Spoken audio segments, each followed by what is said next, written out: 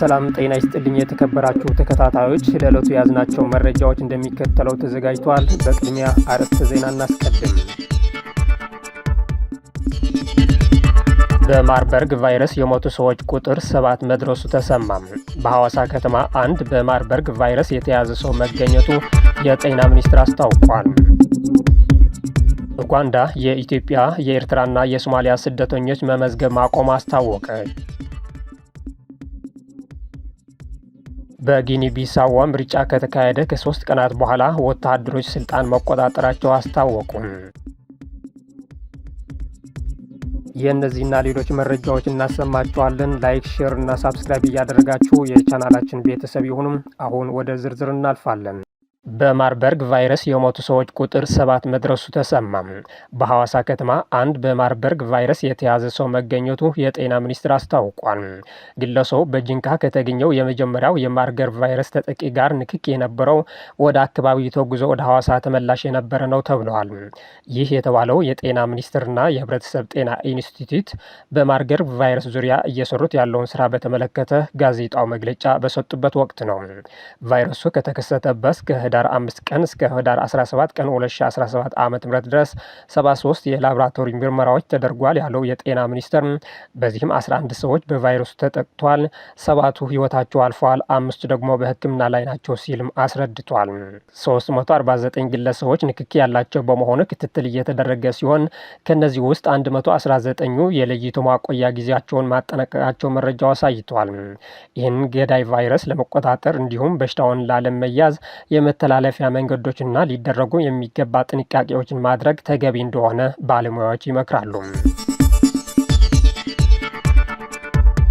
ኡጋንዳ የኢትዮጵያ የኤርትራና የሶማሊያ ስደተኞች መመዝገብ ማቆም አስታወቀች። የምስራቅ አፍሪካዊቷ ሀገር ኡጋንዳ የአፍሪካ ቀንድ ሀገራት ከሆኑት ከኢትዮጵያ ከኤርትራና ከሶማሊያ ለሚመጡ ሰዎች የስደተኝነት ምዝገባ ማቆም አስታውቃለች። የኡጋንዳ እርዳታ የአደጋ ዝግጁነት እና የስደተኞች ሚኒስትር ሂላሪ ሆኒክ እንደተናገሩት ሰራተኞቻቸው ከ3 ሀገራት የሚመጡ ስደተኞች እንዳይመዘግቡ ማዘዛቸውና ለዚያም ምክንያት በሀገሪቱ ውስጥ ድጋፍ ስለሌለ መሆኑ ጠቅሷል።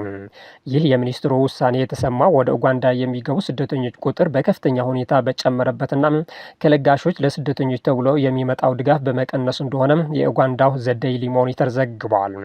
ቀደም ባሉት ዓመታት ከ3 ሀገራት የሚመጡ ስደተኞች መዳረሻ ከኬንያ የነበረ ሲሆን ከቅርብ ዓመታት ወዲህ በተለያዩ ምክንያቶች የተነሳ ኡጋንዳ የተሻለች አድርጎ በመምረጣቸው በርካታ ስደተኞች ከኢትዮጵያ ከኤርትራና ከሶማሊያ ወደ ሀገሪቱ እየገቡ እንደሆነ መረጃዎች ያሳያሉ።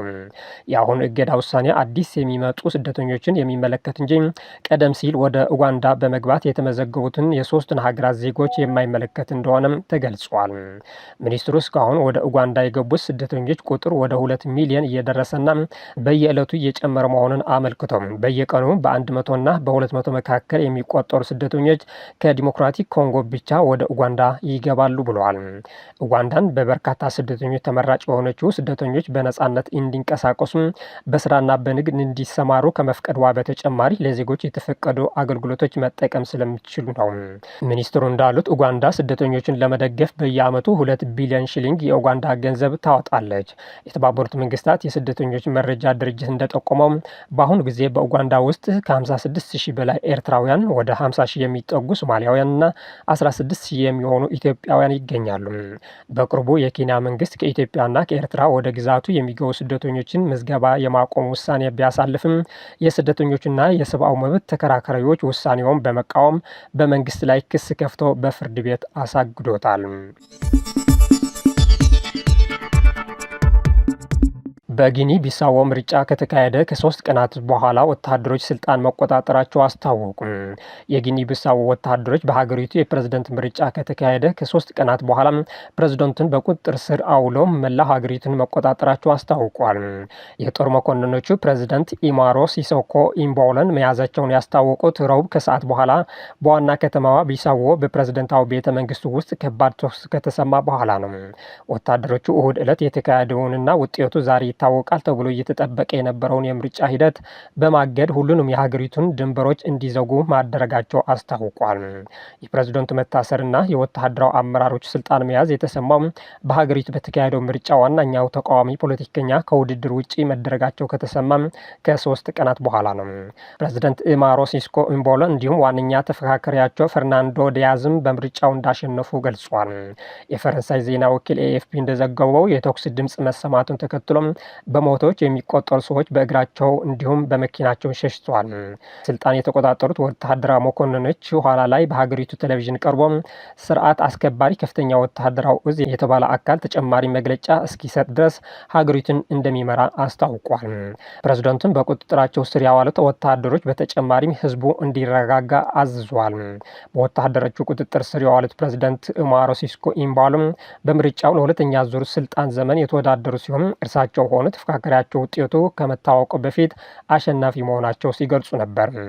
ጊኒ ቢሳዎ ከቅኝ ግዛት ከወጣች በኋላ በተደጋጋሚ መፈንቅለ መንግስትና ፖለቲካዊ አለመረጋጋት ሲያጋጥማት ቆይቷል። በፖርቱጋል ቅኝ በተገዛችው ጊኒ ቢሳዎ ከአውሮፓውያኑ 1980 ወዲህ 9 መፈንቅለ መንግስቶች አስተናግዳለች። የአሜሪካ አፍሪካ እዝ አዛዥ ጀነራል ዳግቪን አንደርሰን በሶማሊላንድ ጉብኝት አደረጉ። ጀነራል ዳግቪን አንደርሰን እና የአሜሪካው ምክትል አምባሳደር ጀስቲን ዴቪሲን በሶማሊላንድ ፕሬዝዳንታዊ ቤተ መንግስት ከፕሬዝዳንት ኢሮ ጋር ተገናኝቷል። ውይይቱ ሶማሊላንድ በቀጠናው ደህንነት ውስጥ ያላትን ወሳኝ ሚና አጉልቶ አሳይቷል ተብሏል። እንዲሁም በአፍሪካ ቀንድና በቀይ ባህር ውስጥ ወሳኝ ፍላጎቶችን በመጠበቅ ላይ ያተኮረ የተጠናከረ የሶማሊላንድ አሜሪካ አጋርነት በዓለም ላይ ካሉት እጅግ አስፈላጊ የባህር ኮሪዶሮች አንዱ እንደሆነና እንዲሻሻል ያደርጓል ተብሏል። የአሜሪካ ልኡካን ቡድን በኋላ ወደ በርበራ ዓለም አቀፍ አየር ማረፊያ የበርበራ ወደብና ቁልፍ የባህር ዳርቻ ጭነቶች ታጅቦ ነበር። ይህም የሶማሊላንድን የጂኦ ስትራቴጂክ ጥቅሞችን በፍጥነት እያደገ የመጣውን የደህንነት መሰረተ ልማትና ወሳኝ በሆነ ዓለም አቀፉ መግቢያ በር ውስጥ የተረጋጋና አስተማማኝ አጋር ሆኖ የማገልገል አቅሟን በቀጥታ የሚያሳይ ነው ተብሏል።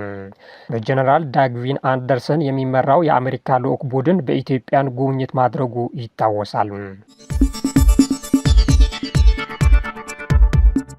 ኢትዮጵያ የመከላከያ ዘርፏን ለማጠናከር ከፈረንሳይና ኳታር መወያየቷ ተገለጸ። የኢትዮጵያ መከላከያ ሚኒስትር ኢንጂነር አይሻ መሐመድ ከኳታር ምክትል ጠቅላይ ሚኒስትርና የመከላከያ ሚኒስትር ጋር በዲፕሎማሲያዊና መከላከያን በማጠናከር ዙሪያ መወያየታቸው ተገልጿል። ሚኒስትር አይሻ መሐመድ በኳታር ዶሃ ለ3 ቀናት የስራ ጉብኝት እያደረጉ እንደሚገኙ የሚኒስትሩ ጽህፈት ቤት አስታውቋል። በትላንትናው ዕለት የኳታር ምክትል ጠቅላይ ሚኒስትርና የመከላከያ ሚኒስትር ከሆኑት ሼክ ሳይድ ቢን አብዱራህማን ቢን ሐሰን አልታኒ ጋር በሁለትዮሽ ጉዳዮች ላይ ተወያይቷል ተብሏል። በውይይታቸውም በሁለቱ ሀገራት መካከል ያለውን ዲፕሎማሲያዊ ግንኙነት ይበልጥ ለማጠናከርና ለጋራ ጥቅም ትብብሮች ለማሳደግ ፍላጎት እንዳላቸው ተናግሯል። በተጨማሪ በጀነራል ፒየር ሼል የተመራ የፈረንሳይ ወታደራዊ ልዑክ ከኢፌዴሪ መከላከያ አመራሮች ጋር ትላንት መምከሩ ተገልጿል።